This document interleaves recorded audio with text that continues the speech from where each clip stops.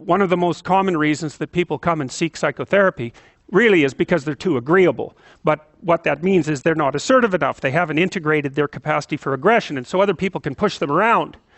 And they're very conflict avoidant.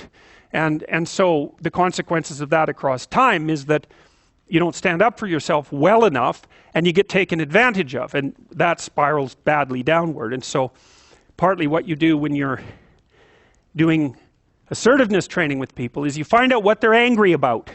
And they're usually angry if they're not assertive enough because other people are taking advantage of them, or you could say because they're not putting their own necessities forward with enough force. It's hard to distinguish between those two things.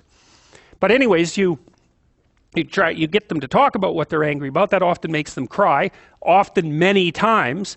And then you get them to kind of envision what they would want to have instead, which they're often afraid to do because people are afraid to think about what they want, because that makes it more clear when they're not getting it, and that's painful, right? Or maybe they're afraid of hoping, so they won't specify a clear aim. But anyways, you get them to think about what they might want instead. You get them to think about the costs of not pursuing that, and then you help them develop strategies for integrating their aggression and with their thinking so that they can come up with a plan to approach the world in a more confident way. So for example, someone might come to me and say, I'm being bullied badly at work.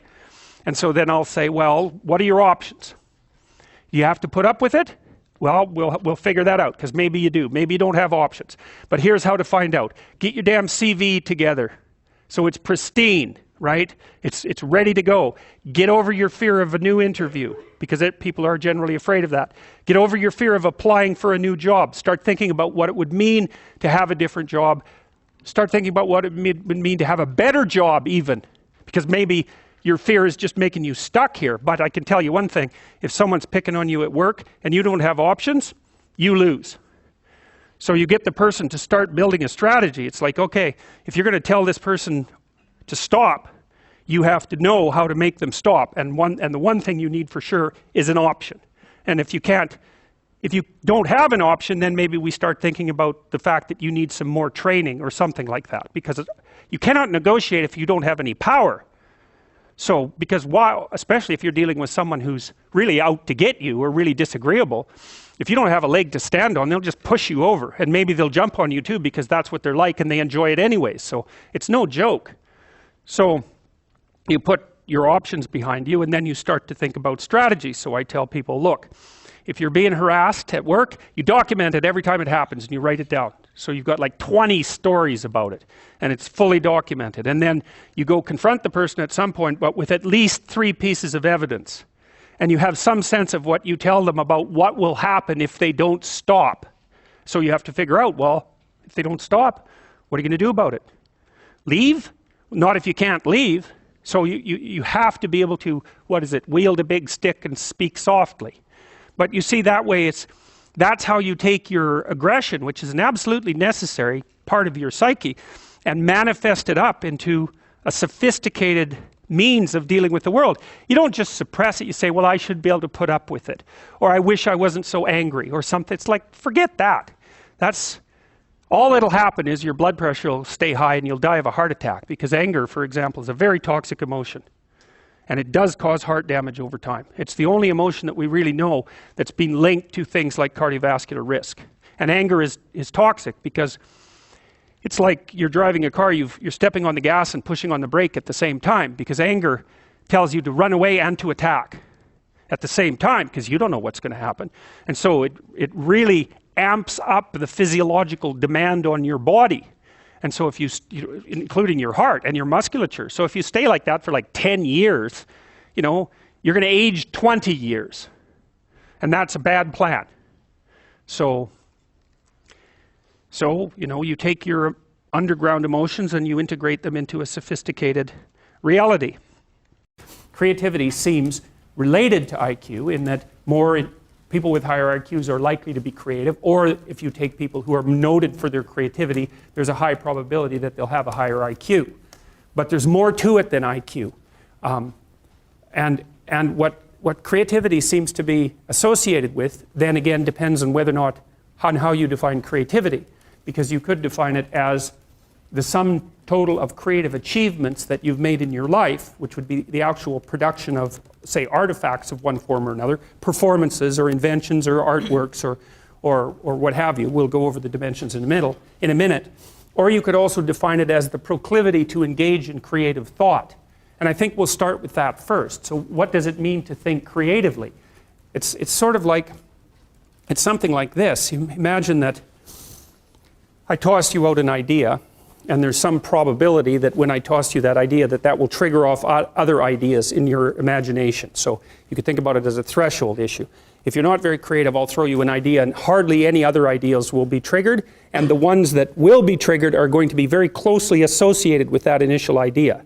So let's say I tossed each of you an idea and I asked you to tell me the first thing that comes to mind. Okay, so what we would see first is that the first thing that comes to mind for you, the first thing that comes to mind in all likelihood would be shared by many of you.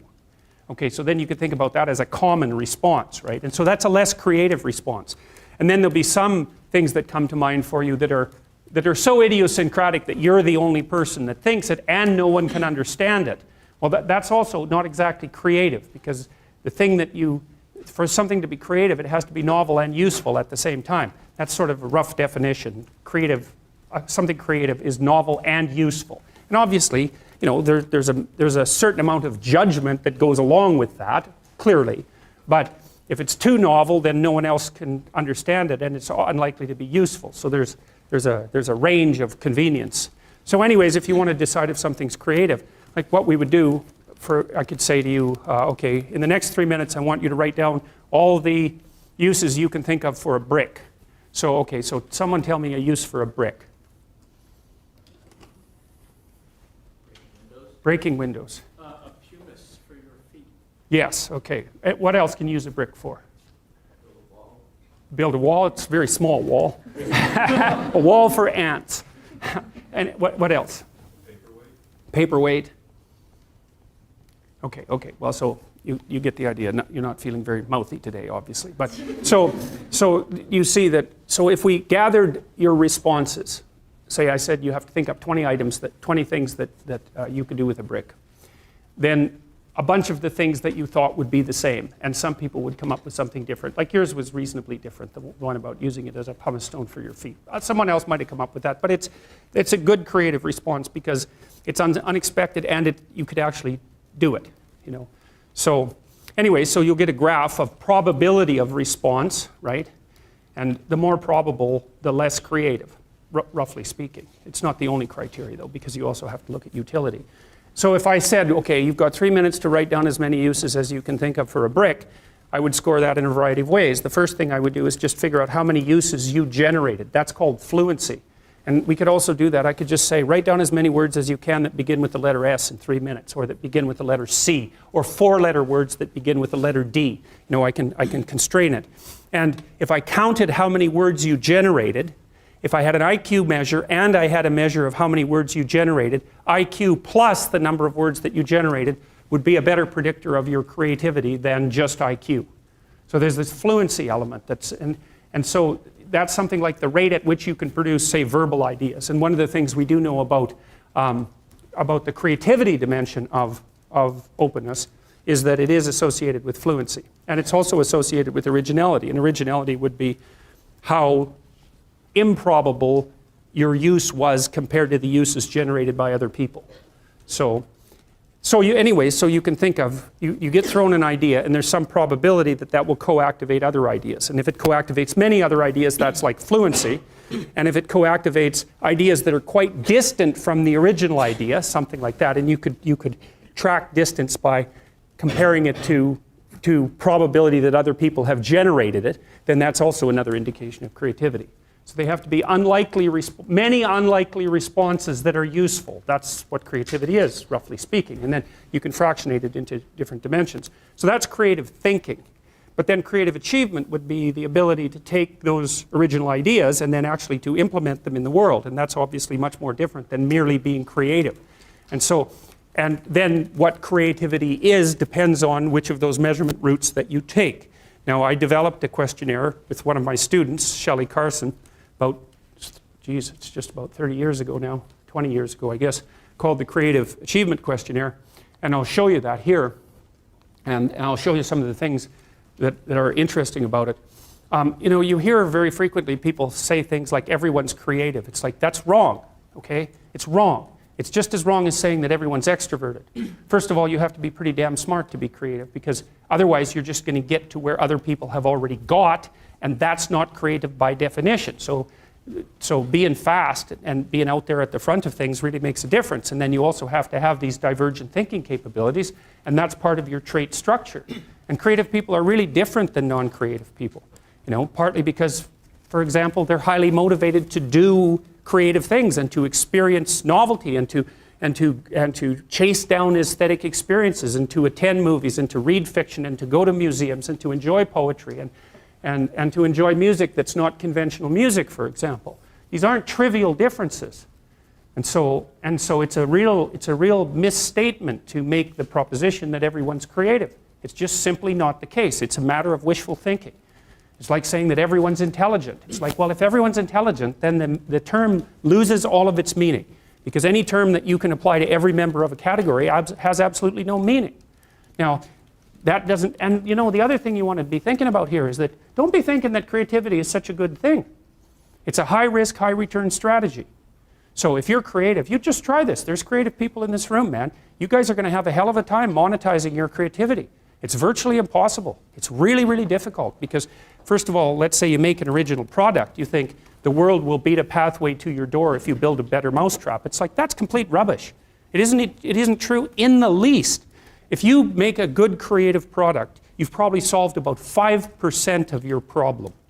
Because then you have marketing, which is insanely difficult, and then you have sales, and then you have customer support, and then you have to build an organization, and you have to, if it's really novel, you have to tell people what the hell the thing is. You know, we built this future authoring program, right? And it's available for people online. So how do you market that? No one knows what that is, and that's a real problem. If you write a book, well, then you have the problem that another million people have also written a book. But if you produce something that's completely new and doesn't have a category, people can't search for it online. How are they going to find it? So you just have, and then you have pricing problems, and it's really unbelievably difficult to produce something creative and then monetize it. And even worse, if you're the creative person, let's say you have a spectacular invention, you've got no money, right? You've got no customers. Those are big problems. And so maybe you go and you find a venture capitalist. We start with family and friends, because that's how it works. You raise money for your product. You raise money from your family and friends. That's assuming you have family and friends that have some money and that they're going to give it to you. And most people aren't in that situation. So it's a terrible barrier right off the bat. And then, of course, you're putting your family and friends at substantial financial risk, because the probability that your stupid idea is going to make money is virtually zero, even if it's a really brilliant idea. And so then let's say, well, you get past family and friends and you get venture capitalists involved, because that's often the next step, or an angel investor.